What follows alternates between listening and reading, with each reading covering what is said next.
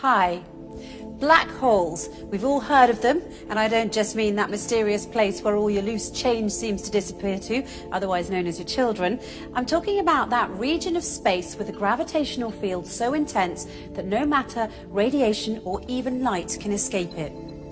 There's a joke that astrophysicists like to tell, and it goes something like this. A star walks into a black hole, but it doesn't seem phased. The black hole turns to the star and says, "Sir, I don't think you understand the gravity of this situation." But as with most jokes, it carries a ring of truth to it. Until 2011, astrophysicists were not able to confidently report this phenomenon of stars falling into black holes, but now they can. And the total number of cases of stars falling into black holes reported until 2016 had been 3.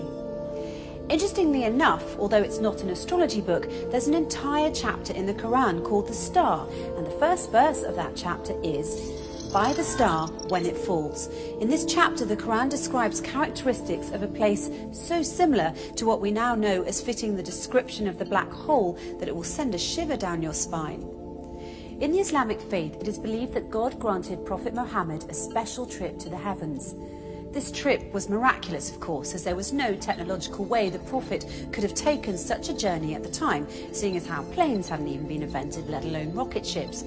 Nonetheless, if you study this miraculous night journey closely, you'll find that there are many clues to prove that this incredible journey did indeed occur. Not only that, where it took place turns out to be of great interest too, because astonishingly enough, the description of the area the Prophet ascended to matches the characteristics of what we now know about the black hole. So let's look at what we now know about the black hole through the recent discoveries of science and compare it to the mysterious area the Quran describes in its pages as part of this miraculous night journey the Prophet took. Firstly, in verse 16 of chapter 53, the Quran describes this place in space as very dark. In fact, it describes it as darkness covered or draped in darkness, which is not surprising. Space is a pretty dark place. Even so, some areas are darker than others, but nothing is darker than a black hole, because black holes have such immense forces of gravity, nothing, not even light, can escape from them. That's why they're black. And because they're black, they are veiled from direct observation. They nevertheless reveal themselves indirectly, as scientists have special tools that can help them see how stars that are very close to black holes act differently than other stars because of the immense force of gravity that black holes have, and this helps them identify the location of black holes. Secondly, according to the Quran, when ordinary people look at this dark area in space, they can't see it directly as their eyes bypass or surpass the boundary of this area, and they only see beyond it or around it. It's almost as if this area behaves as a lens. Science, it turns out, has a term for this. It's called gravitational lens. Let's take a closer look. Normally we think of light travelling in straight beams, but near a black hole, the powerful force of gravity bends and warps rays of light around it, creating a visual imprint on the surrounding material. Astrophysicists have proved that a black hole bends light to act like a cosmic magnifying glass, giving astronomers a view of an even more distant galaxy behind it. And this, my friends, is what we call a gravitational lens. However, the Quran brings our attention to an interesting fact regarding this matter in verse 17 of chapter 53, when it says, "The eyesight of the Prophet Muhammad did not swerve, nor did it pass beyond the boundary. He certainly saw it as one of the greatest signs of his Lord." Could this verse be alluding to the fact that the Prophet Muhammad actually visited the black hole and looked at it directly? Thirdly, the Quran describes this area's shape, wide at the top with sloping sides and a narrow tube at the bottom, almost funnel-shaped. In verse 14 of chapter 53, when it says, "By the finite jujube tree," it is likened to the shape of a jujube tree, which fits the same description as the one I just mentioned. A black hole makes such a deep dent in space-time, and that's why it appears to look like a funnel.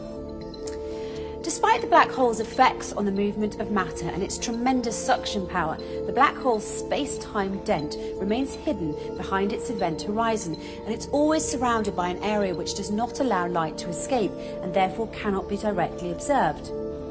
And fourthly, once again, in verse 14 of chapter 53, by the finite jujube tree, the Quran reveals that this area is finite.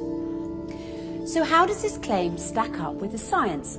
Until recently, it was assumed that black holes had such an infinite strength of gravitational field that occurs deep within them, ensuring that nothing, not even light, can ever escape them, and a trip into a black hole is a one-way journey. Once you cross the event horizon, the point at which light can't escape, there's no turning back.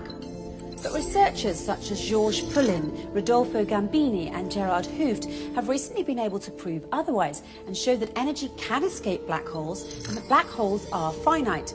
This essentially means that black holes don't end in an infinite density, but rather act as a portal to another universe.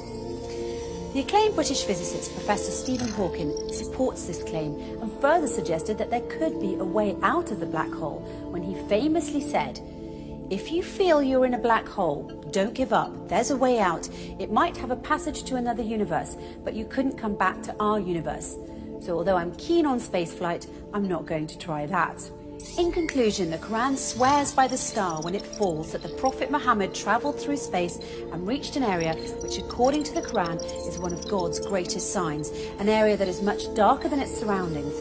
This darkness hides its funnel jujube tree shape underneath, and no one can see this area directly as his or her eyesight will swerve and pass beyond its boundary.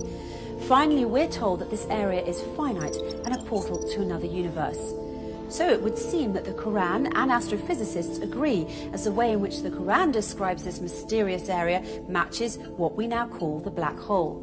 However, the Quran takes it one step further by asserting that it is, in fact, a portal to heaven, a claim which science has yet to prove. But if past experience is any indication, it's only a matter of time before science catches up to the scientific miracles already contained in the pages of the Quran.